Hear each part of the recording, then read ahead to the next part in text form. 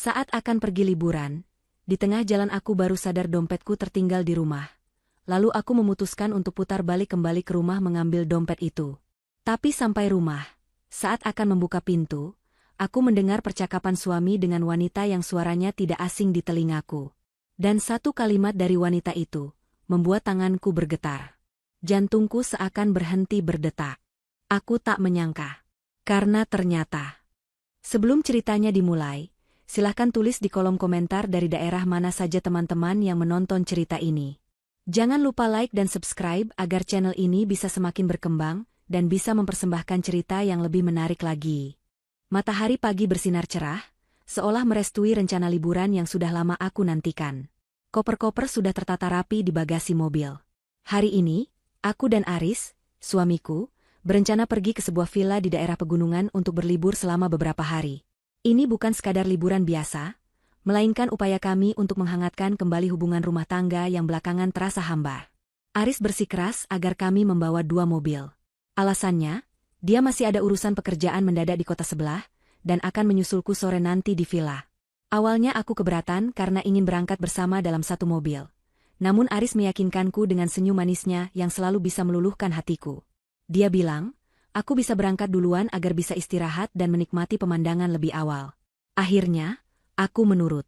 Aku masuk ke dalam mobil MPV keluargaku, sementara Aris masih berdiri di teras, melambaikan tangan dengan senyum yang tampak begitu tulus. Aku mulai melajukan mobil meninggalkan pekarangan rumah kami yang asri. Jalanan kota masih cukup lengang.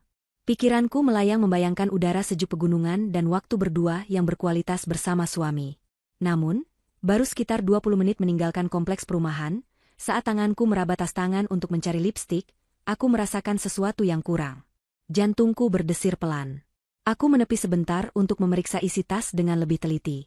Benar saja, dompetku tidak ada. Bukan masalah uang tunai yang aku khawatirkan, melainkan kartu identitas, kartu asuransi, dan beberapa dokumen penting lainnya yang selalu aku bawa. Aku ingat betul meletakkannya di atas meja rias saat sedang berdandan tadi. Tanpa berpikir panjang, aku memutuskan untuk putar balik. Jarak tempuh belum terlalu jauh, mungkin hanya butuh waktu setengah jam bolak-balik. Aku tidak menelpon Aris karena pikirku dia pasti sudah berangkat ke kantor kliennya. Aku ingin mengambil dompet itu secepat kilat lalu kembali melanjutkan perjalanan. Sesampainya kembali di depan rumah, aku melihat sesuatu yang aneh. Mobil sedan milik Aris masih terparkir di garasi. Padahal, seingatku dia bilang harus segera berangkat karena rapatnya dimulai pagi ini. Rasa penasaran mulai muncul, tapi aku menepis pikiran buruk. Mungkin rapatnya ditunda, atau dia tertinggal sesuatu juga. Aku memarkir mobilku di luar pagar agar lebih cepat keluar lagi nanti. Dengan langkah pelan, aku membuka pagar kecil yang tidak dikunci dan berjalan menuju pintu utama. Rumah tampak sepi dari luar. Aku mengeluarkan kunci cadangan dari saku tasku dan membuka pintu depan dengan sangat hati-hati, bukan karena ingin mengendap-endap, tapi karena kebiasaanku yang tidak suka membuat gaduh. Saat kakiku melangkah masuk ke ruang tamu, aku mendengar suara tawa dari arah ruang tengah. Itu suara Aris. Tapi dia tidak sendirian. Ada suara wanita lain yang menimpali tawanya. Suara itu terdengar sangat familiar di telingaku. Itu bukan suara asisten rumah tangga kami, karena Mbak Surti sedang aku liburkan selama kami pergi. Jantungku mulai berdetak lebih kencang. Langkahku terhenti di balik partisi kayu yang memisahkan ruang tamu dan ruang tengah. Aku menajamkan pendengaran. Rasa penasaran bercampur takut mulai menjalar di sekujur tubuhku. Kamu tenang saja. Suara Aris terdengar jelas. Nadanya begitu santai namun ada sisi dingin yang belum pernah aku dengar sebelumnya. Dia sudah berangkat setengah jam yang lalu. Mungkin sebentar lagi dia akan sampai di jalur tanjakan itu. Lalu terdengar suara wanita itu menjawab.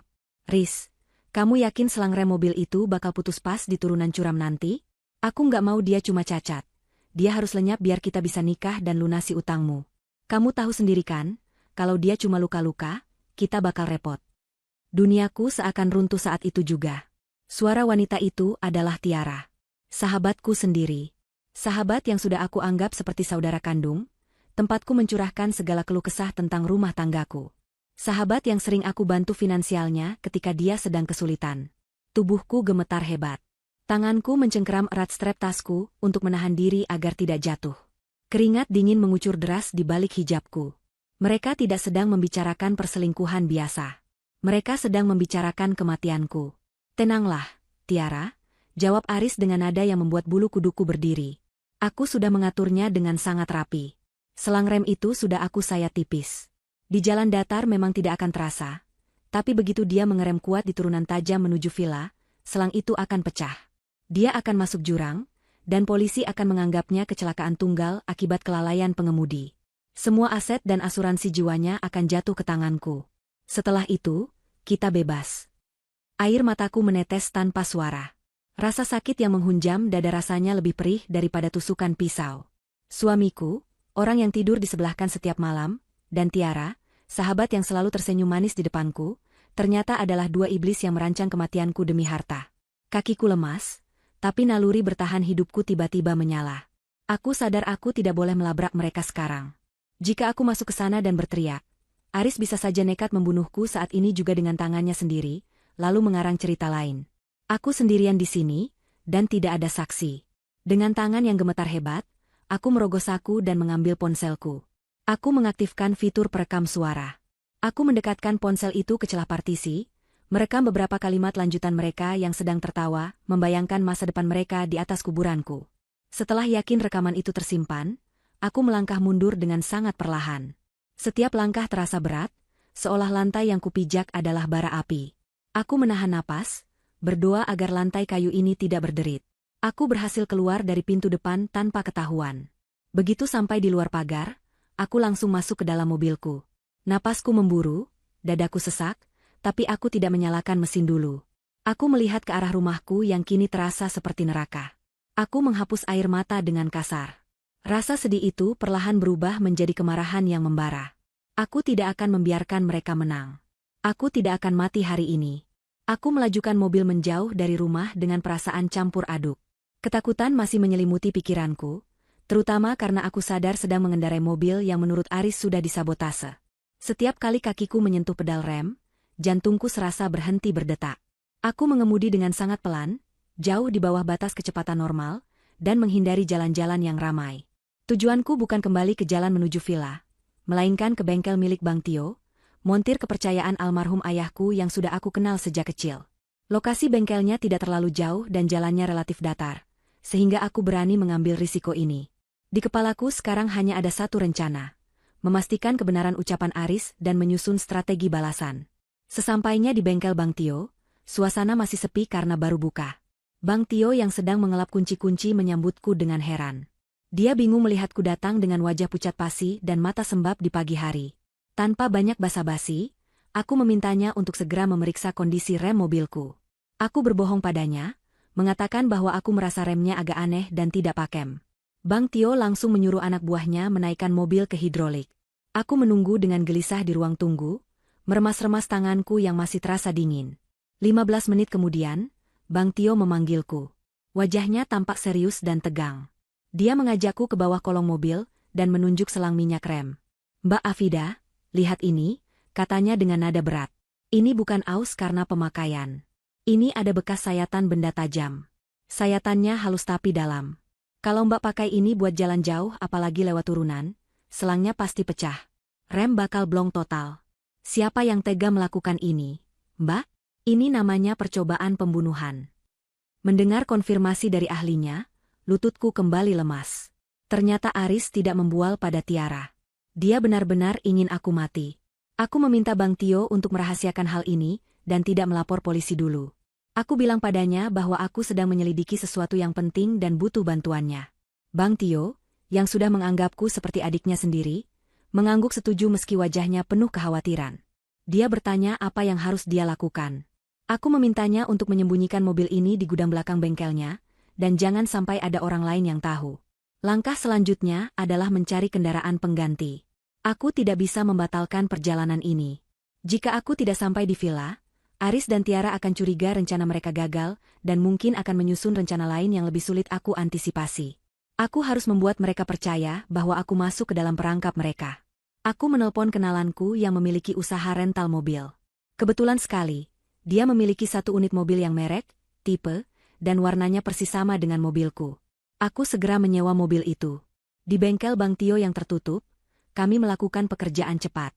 Bang Tio membantuku memindahkan plat nomor mobil asliku ke mobil rental yang kondisinya prima itu. Sekarang, Aku memiliki mobil yang terlihat identik dari luar, tapi aman sepenuhnya. Saat aku sedang bersiap masuk ke mobil rental, ponselku berdering. Nama, suamiku, muncul di layar. Rasa mual seketika menyerang perutku melihat nama itu. Aku menarik napas panjang, berusaha menormalkan detak jantung dan suaraku. Aku mengangkat telepon itu. Halo, sayang. Suara Aris terdengar begitu lembut di seberang sana. Kamu sudah sampai mana? Tadi aku coba telepon tapi nggak diangkat. Aku khawatir. Aku memejamkan mata, menahan rasa jijik. Halo, Mas. Maaf tadi aku lagi fokus nyetir di jalanan yang agak padat. Ini aku sudah masuk jalan tol luar kota. Kamu jadi nyusulkan nanti? Tanyaku dengan nada yang kuusahakan setenang mungkin, seolah tidak terjadi apa-apa. Syukurlah kalau begitu, jawab Aris. Ada nada lega dalam suaranya, tapi aku tahu itu bukan lega karena aku selamat, tapi lega karena aku sedang menuju lokasi kematianku. Iya, aku pasti nyusul. Urusanku sebentar lagi selesai. Hati-hati ya, sayang. Jangan ngebut, nikmati saja perjalanannya. Terutama nanti pas lewat jalur pegunungan, pelan-pelan saja. Iya, Mas. Aku akan hati-hati sekali. Sampai ketemu di sana ya, jawabku, lalu segera memutus sambungan telepon. Tanganku gemetar setelah menutup telepon itu. Betapa pandainya dia bersandiwara. Betapa mudahnya dia mengucapkan kata sayang pada wanita yang akan dia bunuh beberapa jam lagi. Kemarahanku semakin memuncak, menjadi bahan bakar keberanianku. Aku masuk ke dalam mobil rental yang sudah berplat nomor mobilku. Aku menyalakan mesin. Kali ini aku merasa lebih percaya diri. Aku menyetir menuju arah villa. Namun, perang belum dimulai jika aku hanya diam saja. Aku menepikan mobil sebentar di minimarket untuk membeli kartu perdana baru, dan sebuah minuman dingin untuk menenangkan sarafku. Di dalam mobil, aku mengambil ponsel lamaku dan mencari kontak Tiara.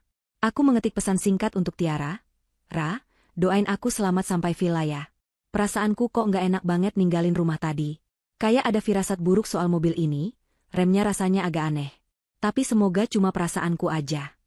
Aku mengirim pesan itu sambil tersenyum miring. Aku ingin melihat bagaimana reaksi mereka. Aku ingin meneror mental mereka perlahan-lahan sebelum aku menghancurkan mereka sepenuhnya. Pesan itu centang 2. Tak lama kemudian, Tiara membalas dengan banyak emotikon menangis. Ya ampun Afida, jangan ngomong gitu dong.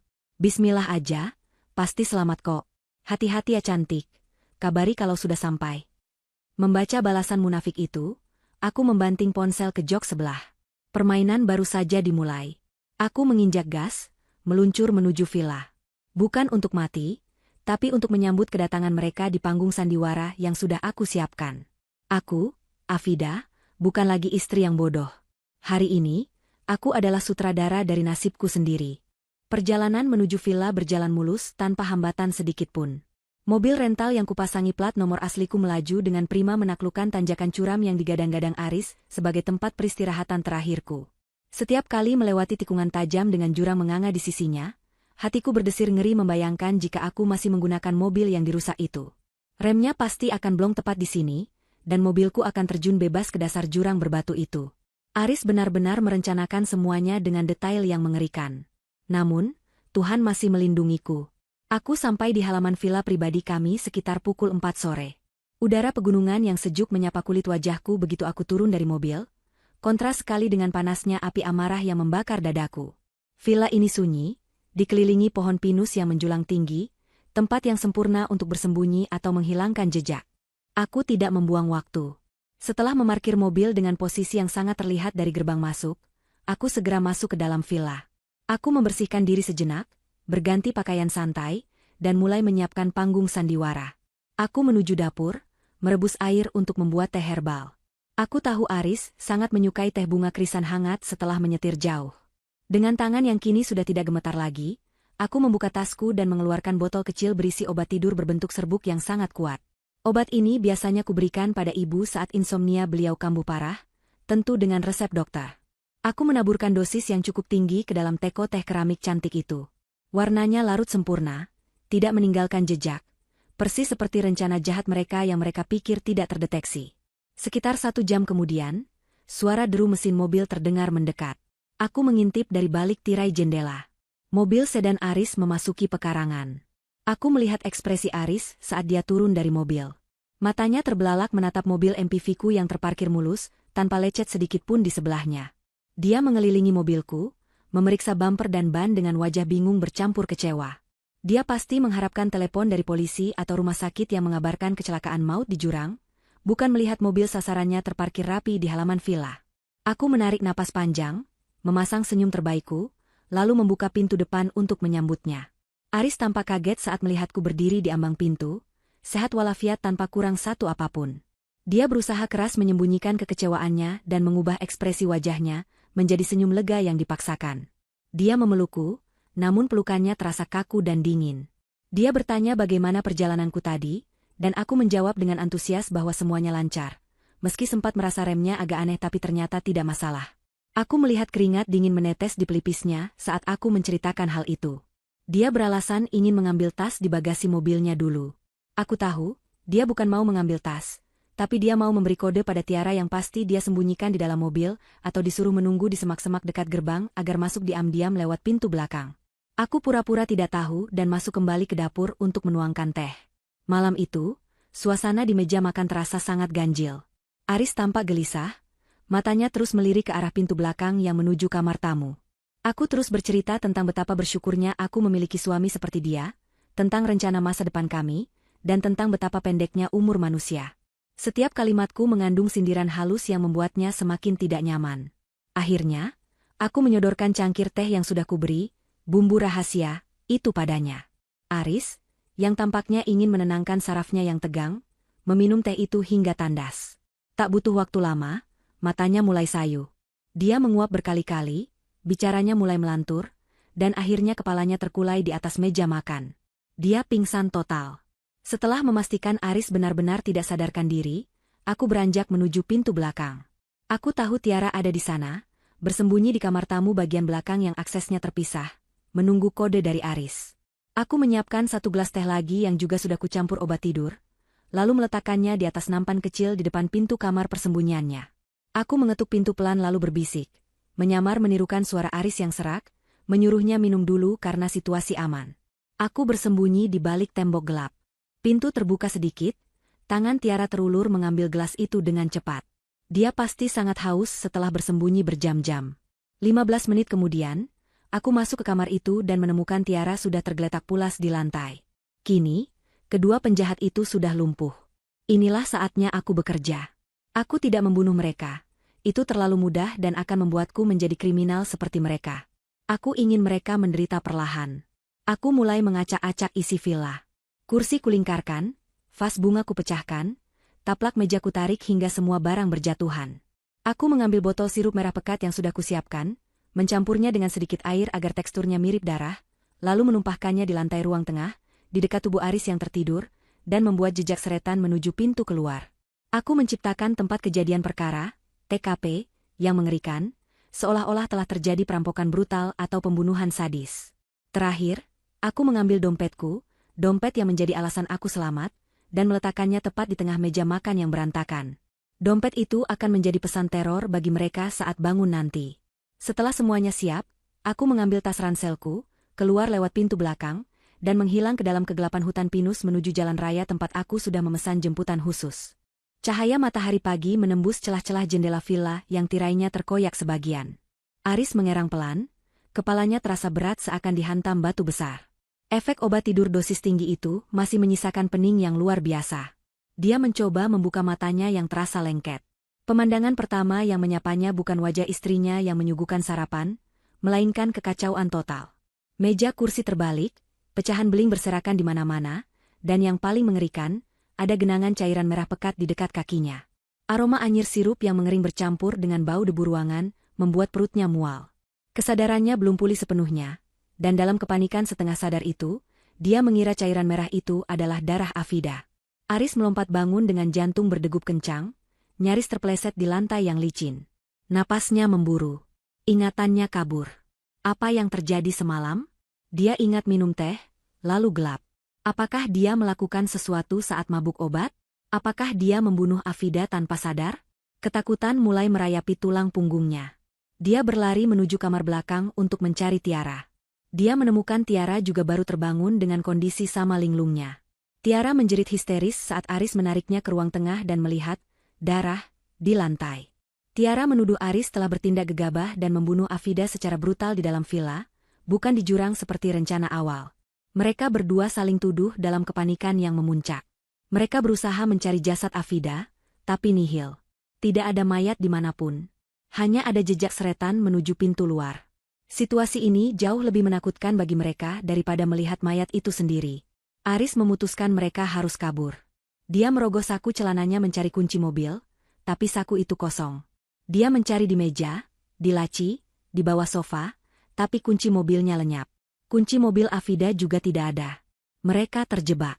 Di tengah pencarian panik itu, mata Aris tertuju pada satu benda di atas meja makan yang posisinya anehnya sangat rapi di tengah kekacauan. Sebuah dompet kulit berwarna marun. Aris mendekat dengan tangan gemetar. Dia mengenali dompet itu. Itu dompet Afida. Wajahnya pucat pasi seketika, darah seolah surut dari wajahnya. Dia ingat betul Afida bilang dompet itu tertinggal di rumah. Kenapa sekarang ada di sini? Jika Afida membawanya, berarti Afida sempat pulang ke rumah kemarin. Jika Afida pulang ke rumah, berarti ada kemungkinan Afida mendengar percakapannya dengan Tiara. Kesadaran itu menghantam Aris seperti petir di siang bolong. Tiara yang melihat isi dompet itu, KTP dan kartu nama Afida, langsung menangis ketakutan. Mereka sadar ini bukan perampokan. Ini adalah jebakan. Afida tahu semuanya. Belum sempat mereka mencerna situasi, suara sirine mobil polisi terdengar meraung-raung dari kejauhan, semakin lama semakin dekat. Aris dan Tiara berlari ke jendela. Dua mobil patroli polisi memasuki halaman villa.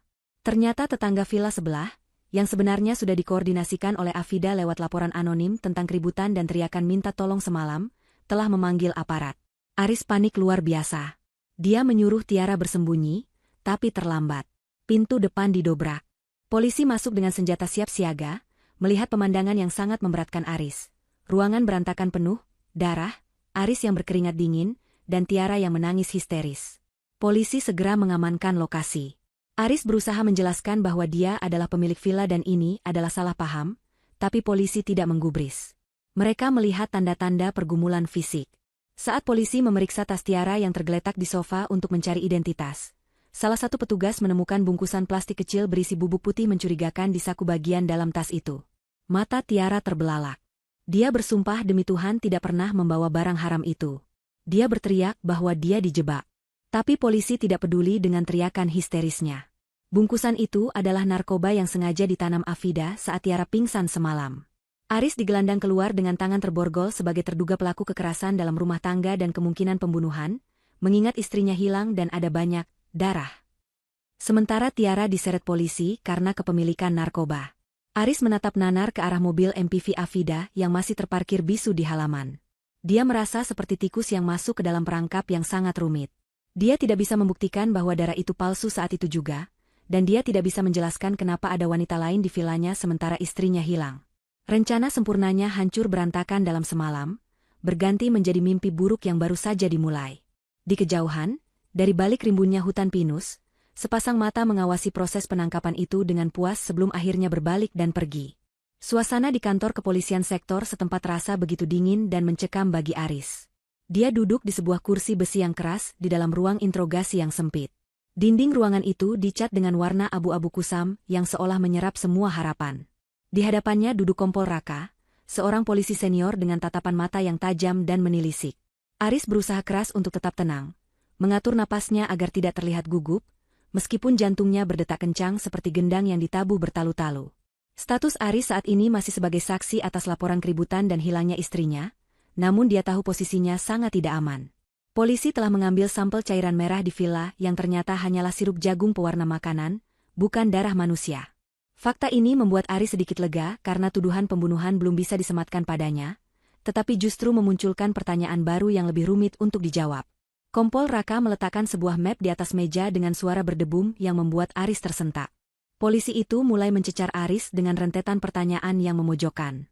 Dia bertanya mengapa Aris berada di villa bersama wanita lain sementara istrinya tidak diketahui keberadaannya. Dia bertanya mengapa kondisi villa begitu berantakan jika tidak ada perampokan yang sesungguhnya. Dan yang paling fatal, dia bertanya tentang hubungan Aris dengan Tiara, wanita yang kini ditahan di sel sebelah karena kedapatan membawa narkotika jenis sabu di dalam tasnya.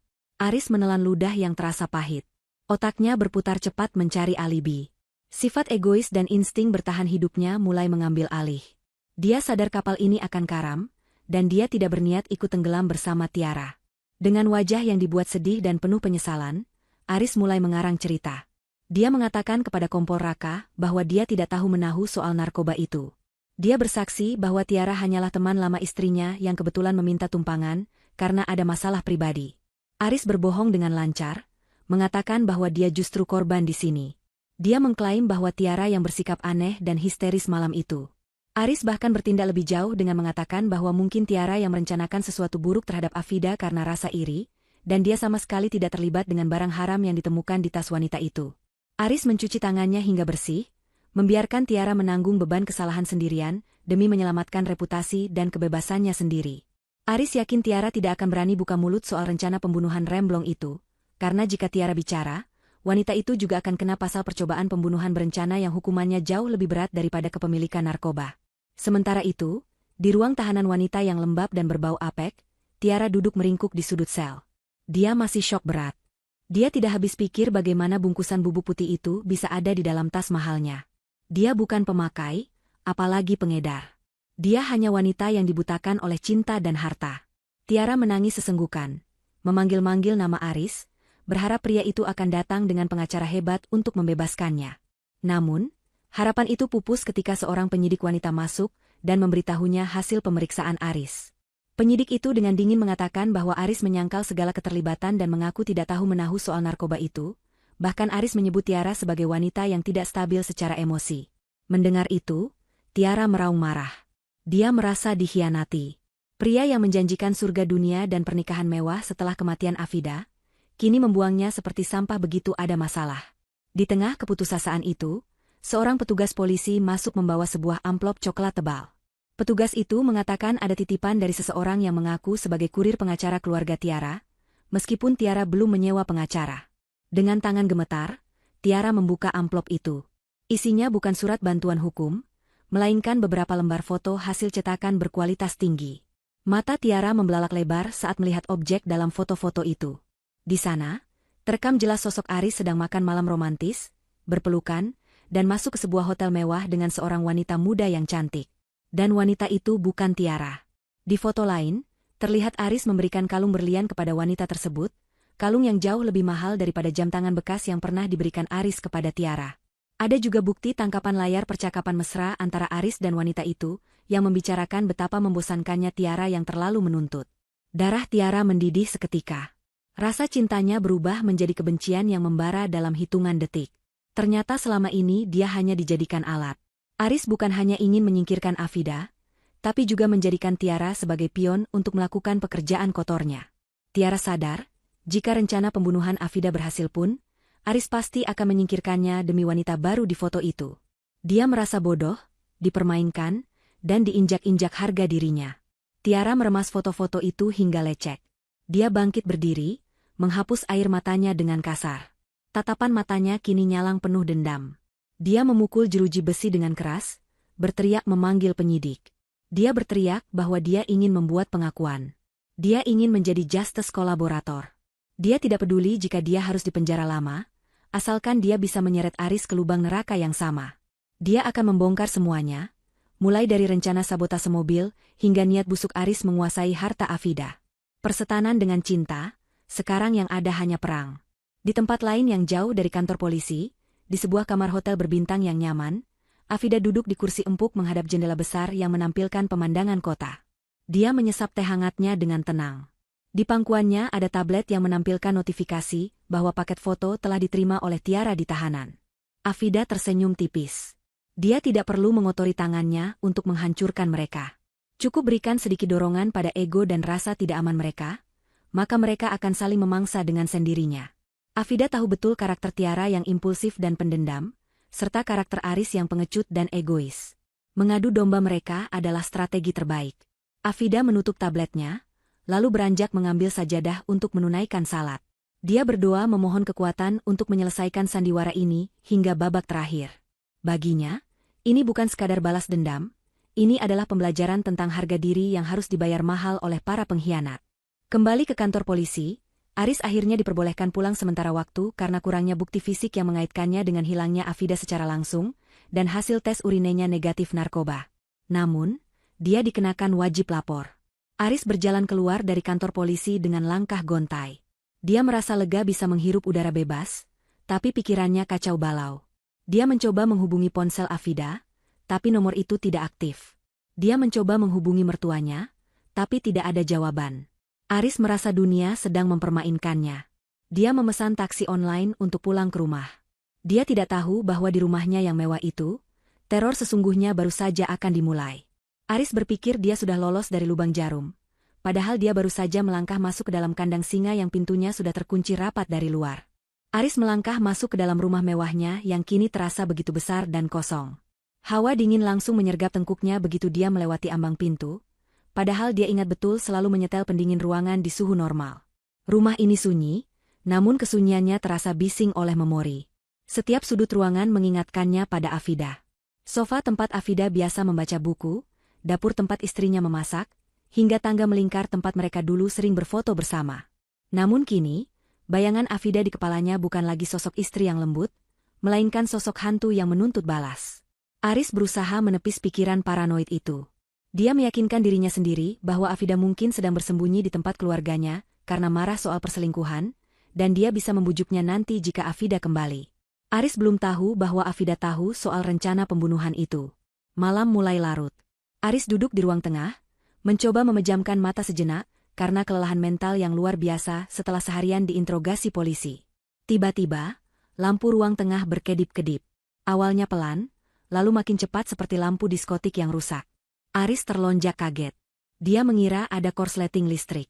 Dia berjalan menuju saklar untuk mematikannya, tapi saklar itu tidak berfungsi. Lampu terus berkedip dengan pola yang aneh, seolah mengirimkan kode Morse. Belum reda kagetnya, televisi pintar di dinding menyala sendiri dengan volume maksimal. Suara statis yang memekakan telinga memenuhi ruangan, lalu berganti menjadi lagu pernikahan mereka. Lagu romantis itu kini terdengar seperti lagu kematian di telinga Aris. Dia panik, mencari remote televisi yang entah ada di mana. Karena tidak ketemu, dia nekat mencabut kabel televisi dari stop kontak dengan kasar. Napasnya memburu. Aris tahu rumah ini menggunakan sistem smart home yang canggih, yang semuanya terhubung dengan pusat kendali di ponsel Afida dan tablet yang ada di rumah. Dia mencoba mengakses panel kontrol di dinding, tapi aksesnya ditolak. Layar panel menampilkan tulisan merah, akses ditolak. Pengkhianat dilarang masuk. Aris mundur ketakutan. Siapa yang melakukan ini? Apakah Afida? Tapi bagaimana mungkin? Bukankah Afida hilang? Ataukah ada peretas? Rasa takut mulai merayapi kewarasannya. Suhu ruangan tiba-tiba turun drastis. Pendingin ruangan sentral menyala dengan kekuatan penuh di suhu terendah. Aris menggigil kedinginan, giginya bergemeretuk. Dia berlari ke kamar tidur untuk mengambil jaket tebal, tapi pintu kamar utama terkunci dari dalam. Dia menggedor pintu itu, berteriak memanggil siapa saja, tapi hanya gemas suaranya sendiri yang menjawab. Aris akhirnya meringkuk di sofa tamu dengan selimut tipis, merasa seperti orang asing di rumahnya sendiri. Keesokan paginya, Aris terbangun dengan mata bengkak dan tubuh pegal linu. Teror semalam berhenti saat matahari terbit, tapi ketakutan itu masih tersisa. Sekitar pukul 10 pagi, bel pintu berbunyi. Aris tersentak kaget.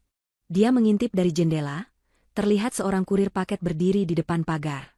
Aris ragu untuk keluar, tapi dia takut kurir itu curiga jika dia tidak muncul.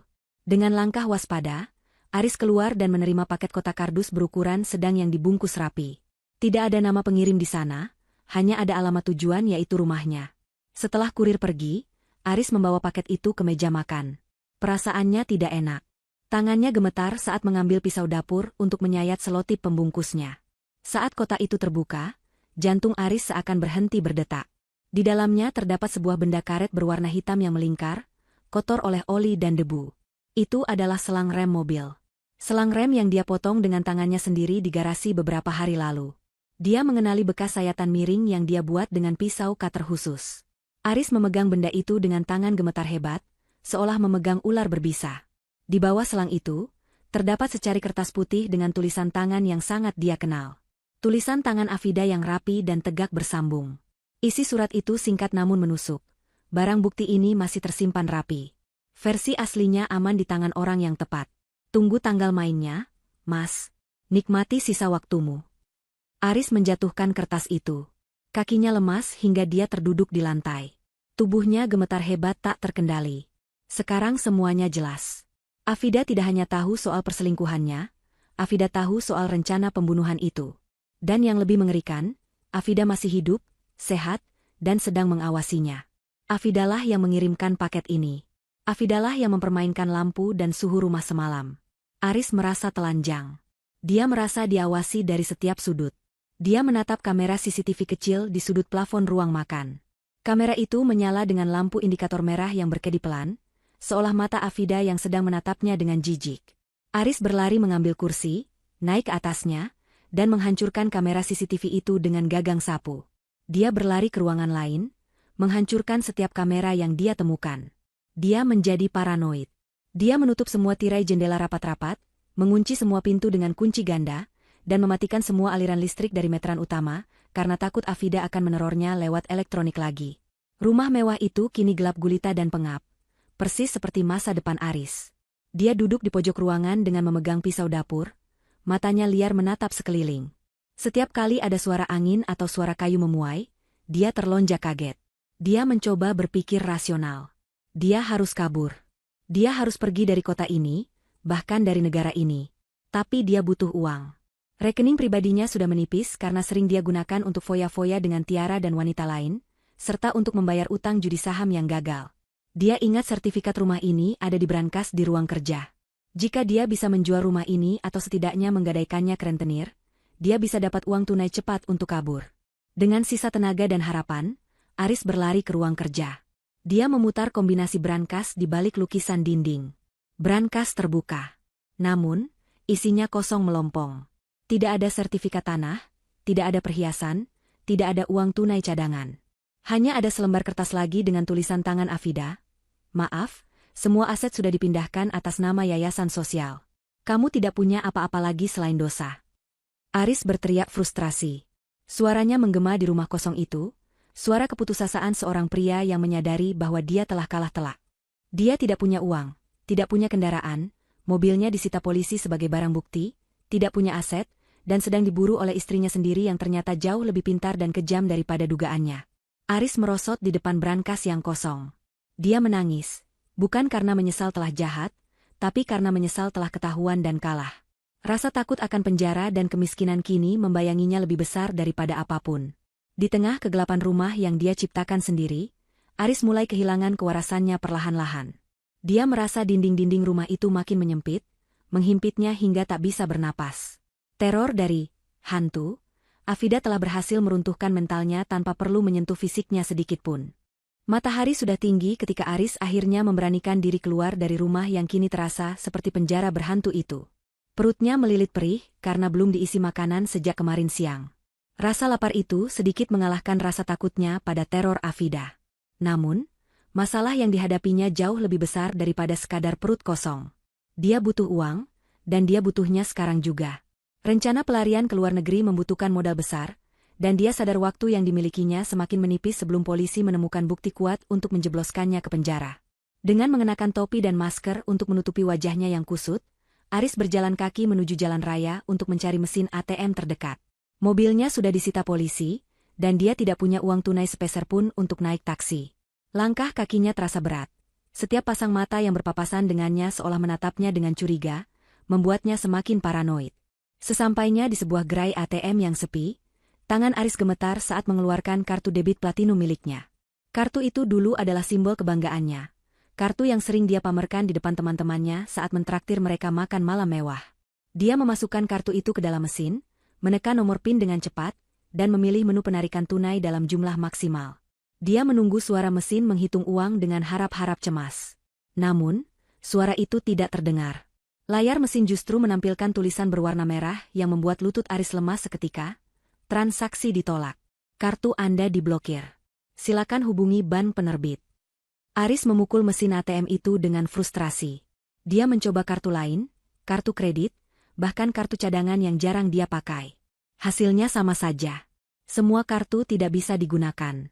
Keringat dingin mulai membasahi punggungnya. Dia keluar dari gerai ATM dengan napas memburu, dan segera mencari ojek pangkalan yang bisa dibayar nanti, atau meminjam ponsel tukang ojek untuk menelpon call center bank.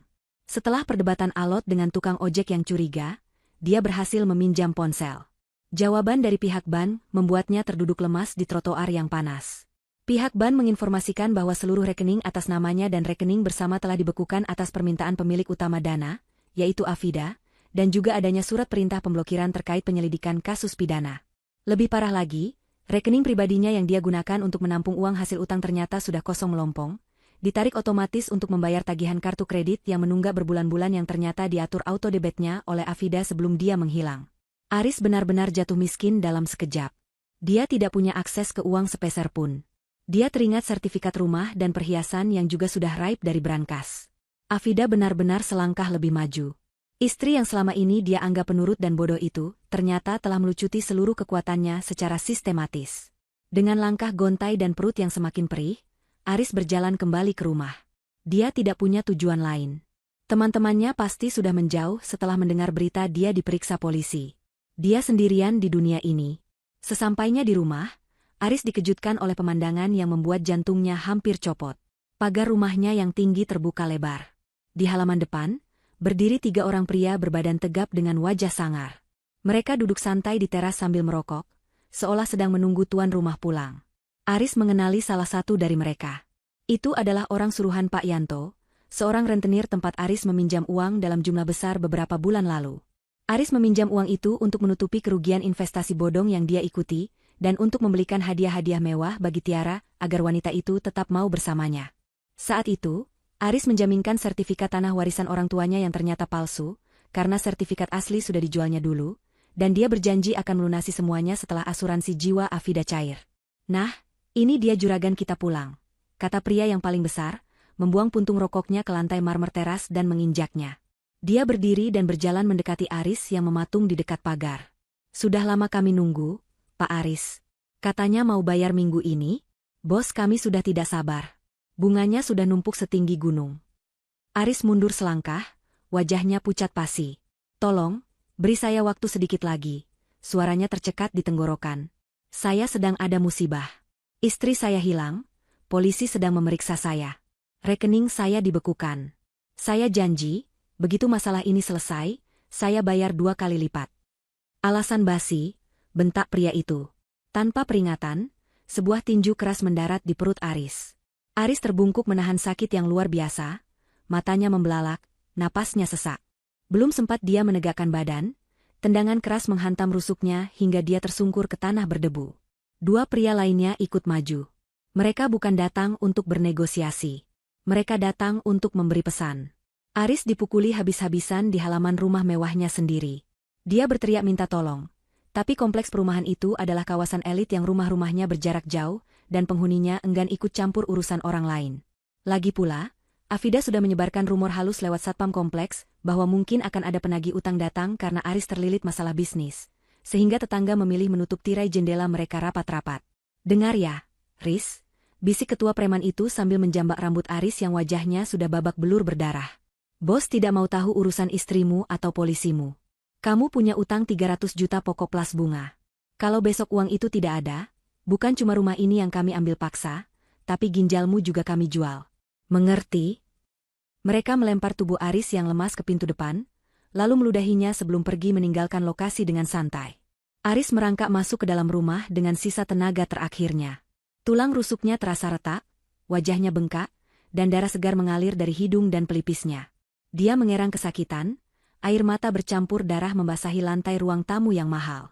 Dia merasa hina, serendah-rendahnya manusia. Dia, Aris Pratama, yang selalu tampil necis dan sombong, kini tergeletak seperti anjing yang dipukuli. Di tempat persembunyiannya yang nyaman dan aman, Afida duduk di depan layar laptopnya. Dia menyesap teh melati yang hangat sambil menatap layar monitor. Di layar itu, terlihat jelas rekaman CCTV dari kamera tersembunyi berukuran mikro yang dia pasang di teras rumah. Kamera yang luput dari amukan Aris kemarin, karena ukurannya yang sangat kecil dan tersembunyi di dalam lampu taman. Afida menyaksikan seluruh kejadian itu tanpa ekspresi. Tidak ada rasa kasihan di matanya, hanya ada ketenangan yang dingin. Dia melihat suaminya dihajar, mendengar teriakan kesakitannya, dan melihat kehancurannya. Dulu, Mungkin dia akan menangis histeris melihat suaminya terluka sedikit saja. Tapi setelah mengetahui rencana Aris untuk membunuhnya di jurang, rasa iba itu telah mati. Afida menutup laptopnya perlahan. Itu baru uang muka dari karma yang harus kamu bayar. Mas, gumamnya pelan. Dia tahu, babak selanjutnya akan lebih menyakitkan bagi Aris, karena serangan berikutnya akan datang dari orang yang paling Aris percaya dalam kejahatannya, Tiara. Tiara melangkah keluar dari gerbang kantor polisi dengan perasaan yang berapi-api. Udara bebas terasa segar, namun hatinya terbakar amarah. Dia berhasil keluar dengan status tahanan kota setelah seorang pengacara tak dikenal, yang mengaku dibayar oleh simpatisan, menjaminkan dirinya. Tiara tidak peduli siapa yang membayarnya, yang ada di kepalanya saat ini hanyalah satu nama, Aris. Foto-foto perselingkuhan Aris dengan wanita lain yang dia terima di dalam sel, telah mengubah cintanya menjadi dendam kesumat. Dia merasa dimanfaatkan, dibodohi, dan dikorbankan. Aris enak-enakan bebas di luar sana, sementara dia harus mendekam di sel bau apek dan dituduh sebagai pecandu narkoba. Tiara bertekad, jika dia harus hancur, dia akan menyeret Aris hancur bersamanya. Tanpa membuang waktu untuk pulang ke kosnya, Tiara langsung memesan ojek menuju rumah Aris. Dia tahu Aris ada di sana. Penampilannya berantakan, baju yang dipakainya masih sama dengan saat dia ditangkap, rambutnya kusut, dan wajahnya tanpa riasan memperlihatkan kelelahan dan kebencian. Sesampainya di depan rumah Aris, dia melihat pagar yang terbuka lebar. Pintu depan rumah itu juga sedikit terbuka, bekas didobrak paksa oleh para penagih utang tadi siang. Tiara masuk tanpa mengetuk. Di ruang tengah yang remang-remang karena semua tirai tertutup, dia melihat Aris sedang duduk di sofa sambil mengompres wajahnya yang babak belur dengan es batu yang dibungkus kain lap. Aris terkejut melihat Tiara berdiri di hadapannya dengan tatapan membunuh. "Tiara? Kamu sudah bebas?" tanya Aris dengan suara parau. Bibirnya bengkak dan sulit digerakkan. Ada sedikit harapan di matanya bahwa Tiara datang untuk menghiburnya. Namun harapan itu hancur saat Tiara melempar tas tangannya ke wajah Aris. "Bebas? Kamu pikir aku bebas karena kamu? Kamu biarkan aku busuk di penjara sementara kamu enak-enakan di sini. Dan apa ini? Kamu selingkuh lagi di belakangku? Dasar laki-laki bajingan." Tiara berteriak histeris, suaranya melengking memenuhi ruangan. Aris meringis kesakitan saat tas itu menghantam lukanya. Emosinya yang sudah labil akibat penyiksaan fisik tadi langsung meledak. "Kamu gila ya? Siapa yang selingkuh? Aku ini korban di sini. Lihat mukaku. Aku habis dihajar rentenir gara-gara uang buat menuhin gaya hidupmu yang selangit itu." Balas Aris tak kalah keras. Dia bangkit berdiri meski tubuhnya sempoyongan. "Halah, alasan. Aku lihat fotonya. Kamu main gila sama perempuan lain di hotel." Tiara maju mendorong dada Aris. "Dan kamu biarkan aku dituduh bawa narkoba. Padahal itu pasti kerjaan istrimu yang sok suci itu, atau jangan-jangan kamu yang naruh biar aku jadi tumbal. Jaga mulutmu." Aris menampar pipi Tiara. Bunyi tamparan itu terdengar keras di ruangan sunyi itu. "Kalau bukan karena ide gilamu yang nyuruh aku motong kabel rem mobil Afida, kita nggak bakal kayak gini. Itu semua rencanamu. Kamu yang bilang, biar dia lenyap di jurang. Aku cuma ngikutin nafsu serakahmu." Tiara memegangi pipinya yang panas, matanya membelalak tak percaya Aris memukulnya. Kemarahannya meledak tak terkendali. "Oh, sekarang kamu nyalahin aku? Yang eksekusi siapa? Yang ambil pisau cutter terus ngolong di bawah mobil siapa? Kamu, Aris. Kamu yang nyayat selang rem itu. Aku cuma ngasih ide, tapi kamu yang lakuin dengan tangan kotormu sendiri. Kamu pembunuh. Kamu mau bunuh istrimu demi uang asuransi 5 miliar itu kan?" Pertengkaran mereka semakin memanas. Tanpa mereka sadari, di sudut ruang tengah, di atas rak hiasan yang tinggi, sebuah perangkat smart speaker yang memiliki kamera dan layar kecil tiba-tiba menyala. Lampu indikatornya berwarna hijau, menandakan perangkat itu sedang aktif. Afida, dari jarak jauh, telah meretas masuk dan mengaktifkan fitur live streaming yang terhubung langsung ke akun media sosial bisnis butiknya yang memiliki ratusan ribu pengikut aktif. Kamera itu memiliki sudut pandang sempurna yang menangkap Aris dan Tiara yang sedang saling tuding. Di layar live streaming tersebut, ribuan penonton mulai bergabung. Awalnya mereka bingung melihat apa yang terjadi, namun begitu mendengar teriakan-teriakan tentang potong kabel rem, pembunuhan, dan uang asuransi, kolom komentar langsung meledak. "Gila! Ini pengakuan pembunuhan live. Ya Allah, ternyata Mbak Afida mau dibunuh suaminya sendiri. Rekam Wai, rekam. Ini bukti kuat. Tag polisi sekarang. Ini lokasi rumahnya di mana?" Aris dan Tiara sama sekali tidak sadar bahwa mereka sedang menjadi tontonan satu Indonesia. Mereka terlalu sibuk saling menghancurkan. "Kamu pikir aku nggak tahu?" teriak Tiara lagi, air matanya bercucuran. "Kamu juga yang nyiapin racun tikus itu kan? Buat jaga-jaga kalau remnya gagal? Kamu emang iblis, Riz." "Diam kamu," bentak Aris, mencekik leher Tiara. "Kalau aku iblis, kamu ratu iblisnya. Kamu yang maksa aku cepet-cepet singkirin Afida biar kita bisa nikah. Sekarang nikmatin aja kehancuran kita." Aris mendorong Tiara hingga jatuh ke sofa. Napas mereka berdua tersengal-sengal. Tiba-tiba, suara notifikasi dari ponsel Aris yang tergeletak di meja berbunyi bertubi-tubi. Bukan satu atau dua, tapi ratusan notifikasi masuk secara bersamaan hingga ponsel itu bergetar hebat dan jatuh ke lantai. Di saat yang sama, sirene polisi terdengar mendekat. Kali ini suaranya jauh lebih ramai daripada sebelumnya. Aris terdiam. Dia menoleh ke arah jendela. Lampu strobo biru merah memantul di dinding ruang tamu. Dia bingung. Siapa yang memanggil polisi? Dia belum melakukan apa-apa pada Tiara selain mendorongnya. Tiara juga terdiam, ketakutan melihat kedatangan polisi. Lalu, sebuah suara muncul dari smart speaker di rak. Suara itu adalah suara Afida, jernih dan tenang, keluar dari speaker itu. "Terima kasih atas pengakuan jujurnya, Mas Aris, Mbak Tiara. Kalian berdua sangat fotogenik di depan kamera. Satu Indonesia sudah mendengar betapa busuknya rencana kalian." Aris dan Tiara menoleh serentak ke arah sumber suara. Mereka melihat perangkat itu menyala, menampilkan wajah Afida di layar kecilnya yang sedang tersenyum dingin, dan di sebelahnya ada angka penonton live yang mencapai puluhan ribu orang. Wajah Aris berubah menjadi seputih kertas. Dia baru sadar. Selama 10 menit terakhir, dia telah mengakui semua kejahatannya, mulai dari memotong rem, rencana asuransi, hingga niat membunuh, di depan ribuan saksi mata virtual yang tak terbantahkan. Tiara menjerit histeris menutup wajahnya. Aris jatuh berlutut, kakinya tak lagi mampu menopang tubuhnya. Dia menatap kamera itu dengan tatapan kosong. Jebakan ini begitu sempurna. Afida tidak perlu menyeret mereka ke pengadilan dengan susah payah. Mereka sendiri yang menyerahkan leher mereka ke tiang gantungan. Pintu depan didobrak lagi. Kali ini bukan preman, tapi tim kepolisian bersenjata lengkap yang sudah menonton siaran itu dan bergerak cepat. Kompol Raka masuk paling depan dengan pistol terarah. "Aris Pratama, Tiara, angkat tangan. Anda berdua ditahan atas bukti video siaran langsung percobaan pembunuhan berencana," teriak polisi. Aris tidak melawan. Dia tidak punya tenaga lagi. Dia hanya menunduk, sementara Tiara meraung-raung saat borgol dingin mengunci pergelangan tangannya. Di layar speaker, Afida mematikan siaran langsung itu dengan satu kalimat penutup yang didengar seluruh netizen. "Kebenaran akan selalu menemukan jalannya, meski harus melewati jalan yang berliku." Layar menjadi gelap, menyisakan Aris dan Tiara yang diseret menuju kegelapan penjara yang sesungguhnya. Suasana di depan rumah mewah Aris malam itu berubah menjadi lautan manusia, dan cahaya biru merah yang berpendar menyilaukan mata. Mobil-mobil polisi memblokir jalan masuk, sementara para tetangga yang biasanya tertutup kini berkerumun di balik garis polisi, berbisik-bisik ngeri sekaligus penasaran.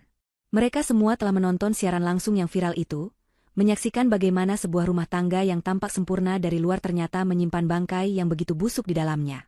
Aris dan Tiara baru saja digelandang keluar dari pintu depan dengan tangan terborgol ke belakang.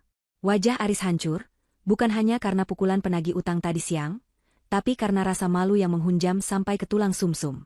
Dia menunduk dalam-dalam, menghindari sorotan lampu kamera wartawan kriminal yang entah bagaimana sudah tiba di lokasi secepat kilat. Tiara, di sisi lain, tampak seperti orang yang kehilangan kewarasannya. Dia terus menangis, memaki, dan berteriak bahwa dia dijebak. Rambutnya acak-acakan menutupi wajahnya yang sembab. Saat polisi hendak memasukkan mereka ke dalam mobil patroli, sebuah mobil sedan hitam mengkilap membelah kerumunan dengan perlahan. Mobil itu berhenti tepat di depan gerbang rumah. Semua mata tertuju pada kendaraan mewah tersebut. Pintu penumpang belakang terbuka. Sebuah kaki beralaskan sepatu hak datar yang elegan turun menapak aspal. Sosok itu keluar dengan anggun. Itu adalah Afida. Dia mengenakan pakaian tertutup yang rapi dengan kain penutup kepala yang menjuntai sopan, tanpa menyebutkan warnanya. Penampilannya memancarkan aura ketenangan yang kontras dengan kekacauan di sekelilingnya. Wajahnya bersih, tanpa riasan tebal, namun bersinar karena kekuatan mental yang luar biasa. Dia tidak terlihat seperti korban yang ketakutan, dia terlihat seperti seorang ratu yang datang untuk melihat kerajaannya yang telah dia bersihkan dari hama. Aris mendongak saat melihat sosok itu. Matanya terbelalak tak percaya. Istrinya, wanita yang dia rencanakan untuk mati di dasar jurang, kini berdiri tegak hanya beberapa meter darinya, menatapnya dengan sorot mata yang sulit diartikan. Bukan kebencian yang meledak-ledak, melainkan tatapan dingin seolah sedang melihat orang asing yang tidak penting. Kompol Raka, yang memimpin penangkapan, memberi isyarat kepada anggotanya untuk menahan Aris dan Tiara sejenak sebelum dimasukkan ke mobil, memberikan kesempatan bagi Afida untuk mendekat. Afida berjalan pelan, didampingi oleh Pak Henry, pengacara keluarga yang berwajah tegas membawa tas dokumen tebal. Afida berhenti tepat di hadapan Aris. Jarak mereka begitu dekat, namun terasa ada jurang pemisah yang sangat lebar. Aris gemetar, lututnya goyah. Dia ingin bersujud, ingin memohon ampun, ingin mengatakan bahwa ini semua salah paham, tapi lidahnya keluh. Suara Afida memecah keheningan malam itu, suaranya pelan namun terdengar jelas di telinga Aris. "Mas Aris," sapa Afida datar. "Bagaimana rasanya menjadi bintang utama malam ini? Ribuan orang sudah melihat wajah aslimu. Kamu tidak perlu lagi repot-repot memakai topeng suami saleh itu. Sudah retak, Mas. Hancur berkeping-keping." Aris meneteskan air mata, campuran antara rasa takut dan penyesalan. "Afida, maafkan aku. Aku hilaf. Aku dipengaruhi setan. Aku dipengaruhi Tiara. Tolong, Dick, cabut laporannya. Kita bisa bicara baik-baik. Aku suamimu, ingat?" Aris berusaha memanipulasi perasaan Afida seperti yang biasa dia lakukan dulu. Tiara yang mendengar itu langsung menyambar dengan teriakan melengking. "Dasar laki-laki pengecut. Jangan percaya dia, Afida. Dia yang punya rencana itu dari awal. Dia yang ingin hartamu. Dia bilang kamu membosankan, dia bilang dia jijik sama kamu." Afida tidak menoleh sedikit pun pada Tiara. Dia tetap menatap lurus ke mata Aris. Dia tersenyum tipis, senyuman yang membuat nyali Aris menciut. "Aku tahu, Mas. Aku tahu semuanya. Bahkan hal-hal yang kamu pikir aku tidak tahu." Pak Henry maju selangkah, membuka tas dokumennya, dan mengeluarkan sebuah map. "Saudara Aris Pratama," suara Pak Henry berat dan berwibawa. "Selain bukti rekaman suara dan video pengakuan yang sudah kami serahkan ke kepolisian terkait percobaan pembunuhan berencana, klien kami, Ibu Afida, juga melaporkan Anda atas dugaan tindak pidana penggelapan dana perusahaan. Berdasarkan audit yang baru saja kami selesaikan kemarin, ditemukan aliran dana mencurigakan sebesar 2 miliar rupiah dari rekening perusahaan keluarga ke rekening pribadi Anda, yang kemudian Anda gunakan untuk investasi ilegal dan gaya hidup pribadi." Mata Aris melotot, hampir keluar dari kelopaknya. Dia pikir masalahnya hanya soal rencana pembunuhan dan utang rentenir. Dia lupa bahwa selama ini dia memegang jabatan direktur keuangan di salah satu anak perusahaan milik keluarga Afida. Dia pikir Afida tidak pernah mengecek pembukuan karena sibuk mengurus yayasan. Ternyata dia salah besar. Afida selama ini diam bukan karena bodoh, tapi karena sedang mengumpulkan bukti. "Jadi," lanjut Afida dengan nada santai, "selain penjara karena mencoba membunuhku, kamu juga akan miskin seumur hidup untuk mengganti kerugian perusahaan. Oh ya, aku lupa bilang. Rumah ini, mobil yang kamu pakai, semuanya sudah aku blokir aksesnya. Kamu tidak punya apa-apa lagi, Mas. Nol. Bahkan baju yang menempel di badanmu itu, sebenarnya dibeli pakai uangku, kan?" Aris meraung, berusaha meronta dari pegangan polisi untuk menggapai kaki Afida, memohon belas kasihan. "Afida, jangan lakukan ini. Aku bisa gila di penjara. Tolong beri aku kesempatan." Afida mundur selangkah dengan tenang. Dia tidak menyentuh Aris. Dia tidak memukulnya. Dia bahkan tidak menaikkan nada bicaranya. Dia hanya memandang Aris seperti seseorang memandang sampah yang harus dibuang ke tempatnya. "Kesempatan itu sudah ada, Mas. Kemarin, saat dompetku tertinggal. Kalau saja saat itu kamu meneleponku dan menyuruhku kembali mengambilnya, atau kamu yang mengantarkannya padaku, mungkin ceritanya akan beda. Tapi kamu malah memilih memasukkan selingkuhanmu ke rumah kita. Kamu yang membuang kesempatan itu ke tong sampah." Afida kemudian beralih menatap Tiara sekilas. "Dan untuk kamu, Tiara, nikmatilah waktu istirahatmu di sel. Di sana tidak ada salon, tidak ada barang mewah, dan tidak ada suami orang yang bisa kamu rebut. Semoga kamu belajar arti kata cukup." Setelah mengucapkan kalimat itu, Afida berbalik badan. Dia tidak menoleh lagi ke belakang, meskipun Aris berteriak-teriak memanggil namanya dengan putus asa. Dia berjalan kembali menuju mobilnya dengan langkah yang ringan. Beban berat yang selama beberapa hari ini menghimpit dadanya seolah terangkat sepenuhnya. Dia menyerahkan urusan selanjutnya kepada Pak Henry dan pihak kepolisian. Malam itu, di bawah sorot lampu jalan dan kerlap-kerlip sirene, Afida menutup buku kehidupan lamanya. Dia meninggalkan masa lalu yang menyakitkan di belakang garis polisi, dan melangkah menuju masa depan yang dia kendalikan sendiri. Sang ratu telah kembali ke singgasananya, dan para pengkhianat telah dilemparkan ke dalam penjara yang mereka bangun sendiri. Polisi akhirnya memasukkan Aris dan Tiara ke dalam mobil terpisah. Kerumunan warga bersorak mencemooh mereka. Mobil patroli itu melaju membelah malam, membawa dua manusia yang hancur karena keserakahan mereka sendiri. Sementara itu, mobil Afida melaju ke arah berlawanan, menuju ketenangan, meninggalkan hiruk-pikuk duniawi yang baru saja dia taklukkan dengan keanggunan yang mematikan. 3 bulan telah berlalu sejak malam penangkapan yang menggemparkan itu.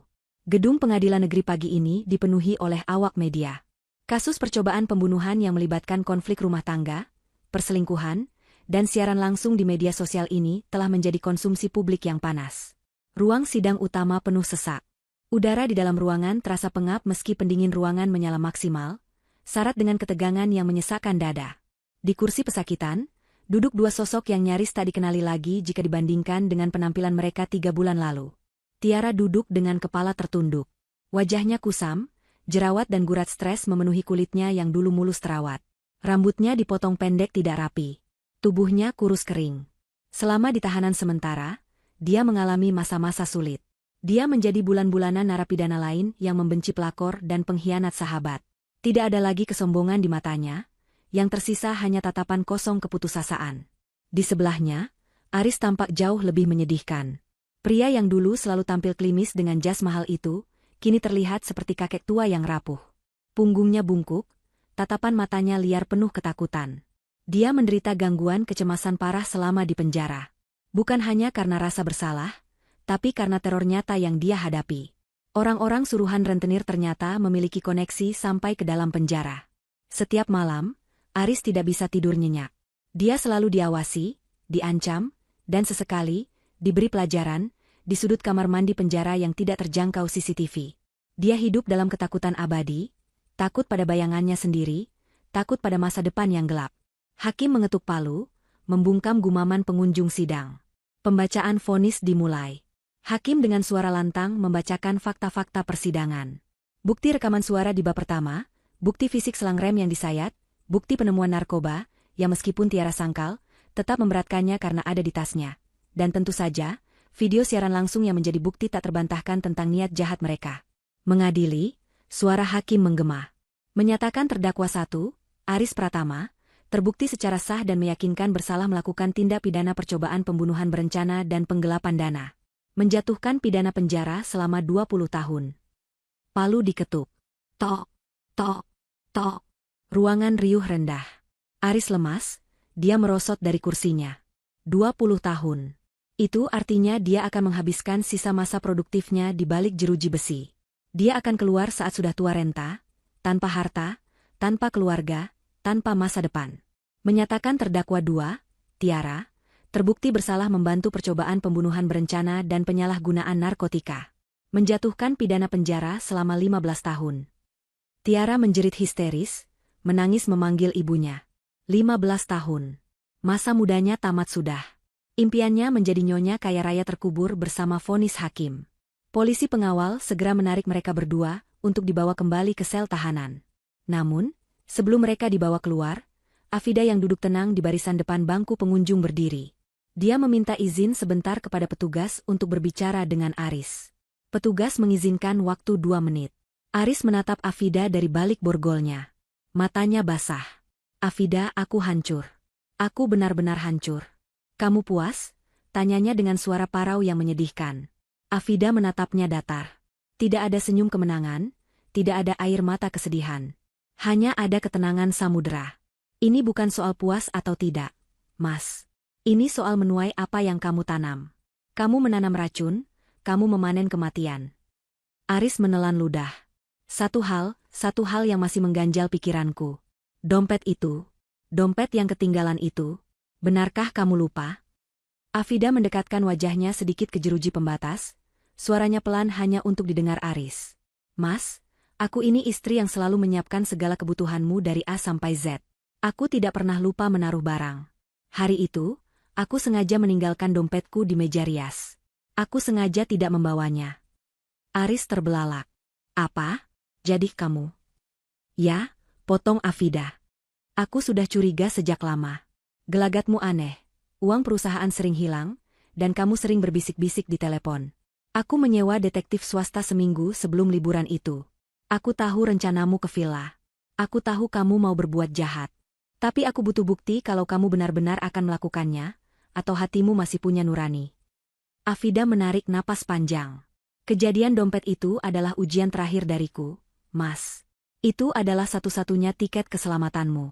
Kalau saat aku putar balik, aku melihatmu sendirian di rumah menungguku, atau kalau kamu meneleponku bilang dompetku ketinggalan, aku akan membatalkan semua jebakan ini.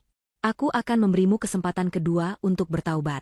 Tapi ternyata, saat aku pulang, yang aku temukan bukan suami yang setia, tapi pembunuh yang sedang bersekongkol dengan selingkuhannya. Saat itulah aku tahu, Aris yang aku kenal sudah mati. Jadi, aku harus menguburnya. Rahang Aris jatuh. Tubuhnya gemetar hebat menyadari kebodohannya. Ternyata dia tidak pernah memegang kendali. Sejak awal, dia hanyalah tikus yang menari di telapak tangan Afida. Kesempatan selamat itu ada di depan matanya, tapi keserakahannya sendiri yang menutup pintu itu. Selamat tinggal, Mas. Nikmati waktumu merenung.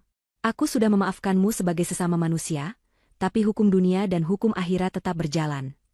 Afida membalikkan badan, melangkah pasti meninggalkan ruang sidang tanpa menoleh lagi. Aris diseret petugas keluar ruangan sambil berteriak-teriak tidak jelas. Penyesalan yang terlambat membakar kewarasannya. Karma telah datang dengan cara yang paling sempurna, bukan hanya menghukum fisiknya, tapi menghancurkan mentalnya dengan fakta bahwa dia sendirilah penyebab kehancurannya. 1 minggu kemudian. Bandara Internasional Soekarno-Hatta. Afida berdiri di depan kaca besar terminal keberangkatan internasional. Dia mengenakan pakaian ihram putih bersih. Wajahnya tampak segar dan bercahaya. Di tangannya, dia memegang paspor dan tiket pesawat. Bukan tiket liburan maut ke villa pegunungan, tapi tiket perjalanan suci ke Tanah Suci. Dia akan pergi umroh, menenangkan diri, membersihkan hati, dan memulai lembaran baru hidupnya yang benar-benar merdeka. Ponselnya berdering. Suara lembut ibunya terdengar dari seberang sana. Halo, Nak. Sudah mau boarding? Iya, Bu. Sebentar lagi Afida masuk pesawat. Hati-hati ya, Nak. Lupakan semua yang sudah terjadi. Anggap saja mimpi buruk yang sudah lewat. Kamu berhak bahagia. Afida tersenyum. Matanya berkaca-kaca, tapi ini adalah air mata kelegaan. Iya, Bu. Afida sudah ikhlas. Tuhan punya cara unik menyelamatkan hambanya. Lewat sebuah dompet yang tertinggal, dia menunjukkan siapa kawan, siapa lawan, dan siapa orang yang tidak pantas dipertahankan. Afida menutup telepon.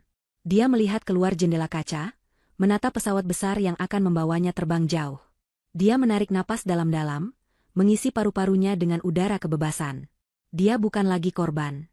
Dia adalah penyintas. Dia adalah wanita yang memegang kendali penuh atas takdirnya sendiri. Dengan langkah mantap, Afida berjalan menuju gerbang keberangkatan. Dia tidak membawa dendam, dia meninggalkannya bersama dompet kulit marun yang kini tersimpan sebagai barang bukti di kantor polisi. Dompet itu telah menyelamatkan nyawanya, dan kini, imannya akan menyelamatkan jiwanya. Pesawat lepas landas menembus awan putih, membawa Afida menuju kedamaian yang hakiki, meninggalkan kota yang penuh dengan memori kelam yang kini perlahan memudar seiring jarak yang semakin jauh. Layar kehidupan Afida perlahan menggelap, menutup kisah thriller rumah tangga ini dengan akhir yang memuaskan dan penuh harapan.